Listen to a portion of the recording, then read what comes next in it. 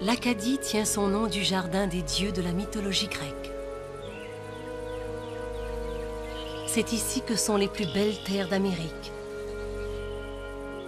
Si fertiles qu'il n'y eut jamais parmi les Acadiens d'épidémies de scorbut, de typhus ou de choléra. Mais ils vivaient sur une faille continentale, à la frontière des colonies de deux grandes puissances qui se vouaient une haine meurtrière. L'Acadie a été échangée entre la France et l'Angleterre au moins 6 fois en moins de 100 ans, si souvent que les traités la nomment Acadie ou Nouvelle-Écosse, comme s'il s'agissait d'un seul nom. Lorsqu'en 1713, la France cède définitivement l'Acadie à l'Angleterre, il n'y avait que 2000 Français, de paisibles agriculteurs.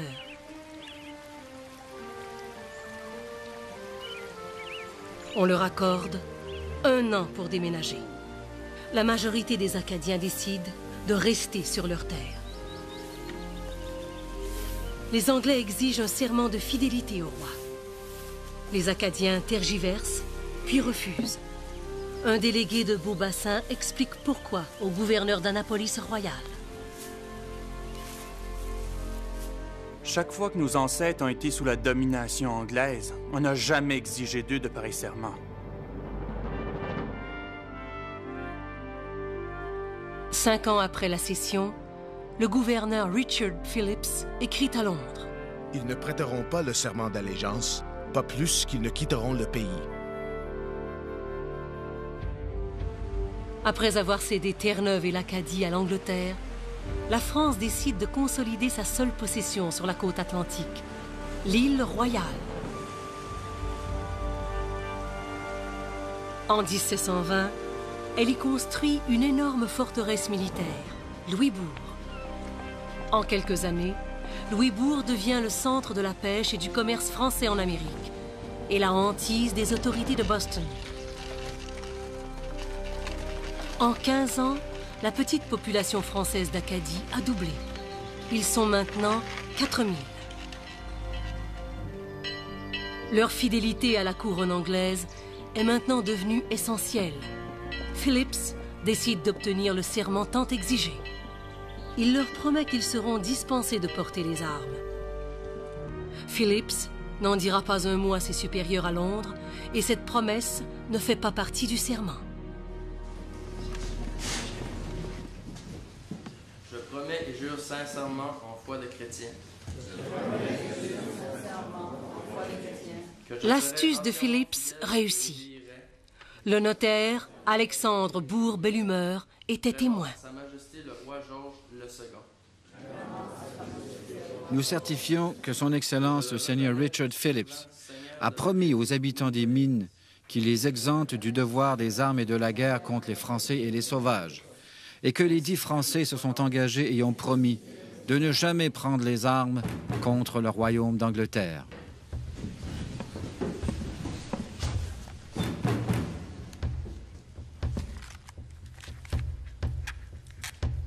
Phillips écrit à Londres qu'il a obtenu l'entière soumission des gens qui s'obstinaient depuis si longtemps. Les Acadiens, eux, croient avoir trouvé le moyen de sauvegarder leur religion et leur langue.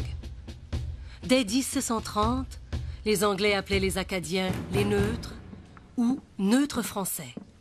Mais le compromis de Phillips allait avoir des conséquences affreuses.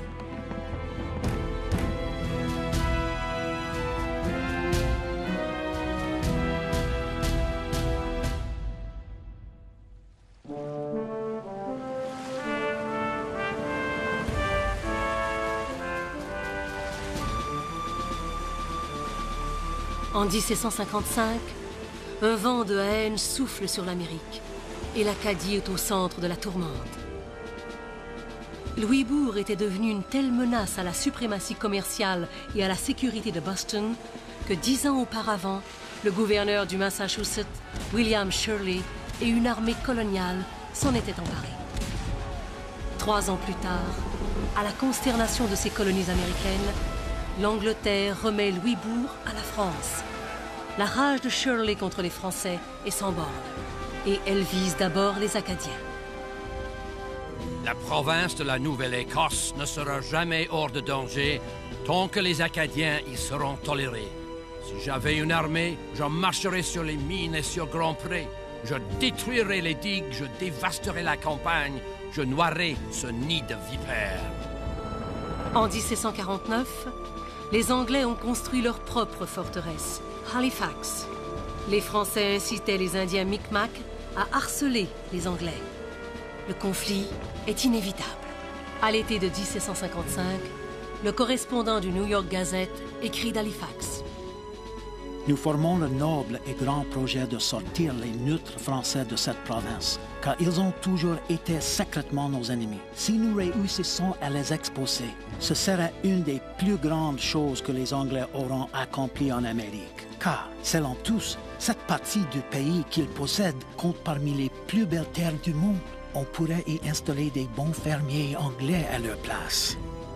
Le nouveau gouverneur de la Nouvelle-Écosse, Charles Lawrence, exige des Acadiens un nouveau serment, cette fois sans réserve. Les Acadiens invoquent la promesse faite 25 ans plus tôt par Richard Phillips.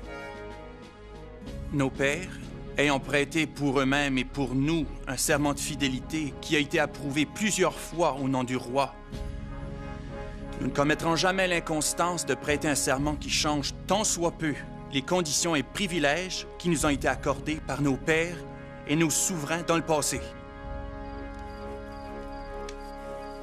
Le 11 août 1755, Lawrence écrit au lieutenant-colonel John Winslow, commandant le détachement du Massachusetts à Grand Pré. Vous devrez avoir recours aux moyens les plus sûrs pour rassembler les habitants et les embarquer. Et vous servir de la ruse ou de la force, selon les circonstances. Je désire surtout que vous ne teniez aucun compte des supplications et des pétitions que vous adresseront les habitants. J'ordonne à tous les habitants, y compris les vieillards, les jeunes gens, ainsi que ceux âgés de 10 ans, de se réunir à l'église de Grand Pré le vendredi 5 courant à 3 heures de l'après-midi.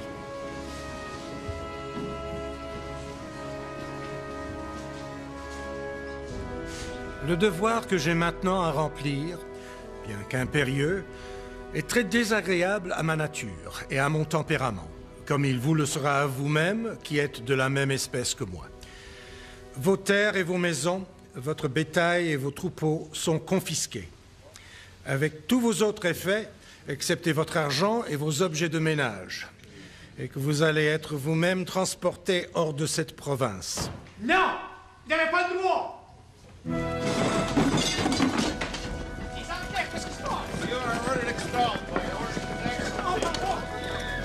L'Acadie était britannique depuis 42 ans.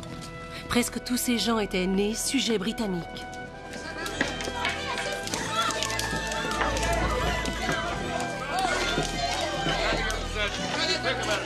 John Thomas, un médecin avec les troupes de Winslow, tient un journal méticuleusement détaillé de cet automne de 1755.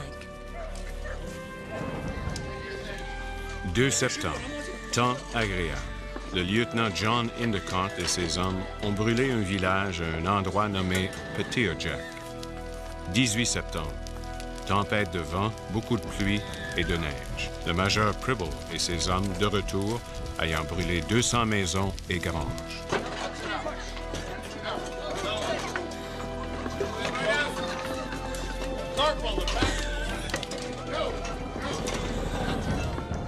Il y avait en Acadie, à l'été de 1755, 12 000 Acadiens d'origine française.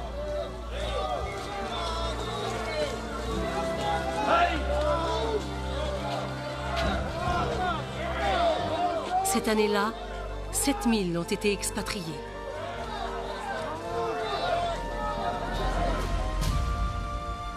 La déportation durera 5 ans et en tout, plus de 10 000 Acadiens seront exilés.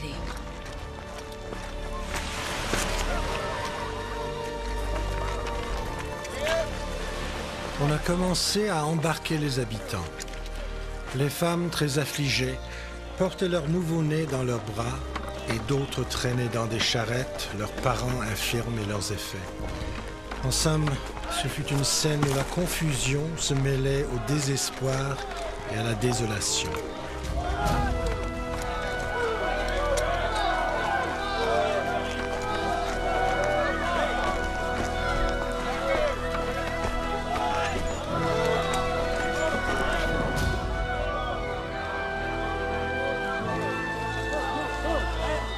La majorité des Acadiens sont déportés vers les colonies américaines.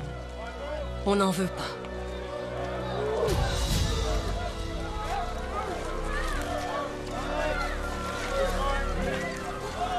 Jean Labordor et sa famille de 7 enfants se retrouvent à Salem, au Massachusetts. On est tous là, ensemble, en plein hiver, sans vivre et sans feu, dans une maison qui n'a ni toit ni porte. Quand il mouille, il faut changer le lit de place. Quand je me suis plaint au Selectman que la maison était inondée, que tout est flotté, il m'a répondu de me construire un bateau et de naviguer dans la maison.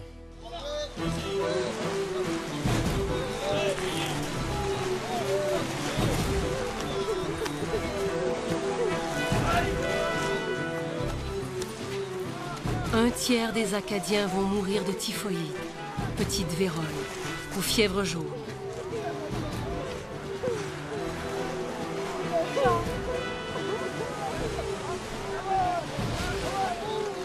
Un tiers vont s'établir en Louisiane. Les autres sont dispersés en France, en Angleterre, dans les colonies américaines, aux Antilles.